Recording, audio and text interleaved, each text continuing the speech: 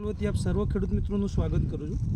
ખેડૂત મિત્રો, આજે આપણે થેરાસના ગામના એક પ્રગતિશીલ ખેડૂતના ફિલ્ડ ઉપર ફિલ્ડ વિઝિટ માટે આવ્યા છે કે જેમને બટાકાનું વાવેતર કર્યું છે એલઆર વેરાયટી।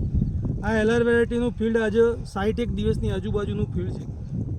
એની અંદર આપણે જોઈ શકીએ છીએ કે ટ્યુમરનું સેટિંગ પણ સારું આવ્યું છે, એક સરખા ટ્યુમર પણ છે અને બટાકાની સાઇઝ અને શાઇનિંગ પણ સારી જોવા મળી રહી છે। તો આ ખેડૂત મિત્રએ આઈપીએલ બાયોલોજિકલ કંપનીનું શરૂઆતમાં એટલે જ્યારે વાવેતર કર્યાના 10 થી 15 દિવસ પછી એમને વામ એચડી ડ્રીપની અંદર આપ્યું હતું અને એના પછી એમને 50 દિવસે પોટેશિયા એચડી પણ ચડાવેલું છે। તો ખેડૂત મિત્રથી આપણે જાણીશું કે એમને કેવું રિઝલ્ટ આની અંદર જોવા મળી રહ્યું છે। તો આપણું નામ જણાવજો।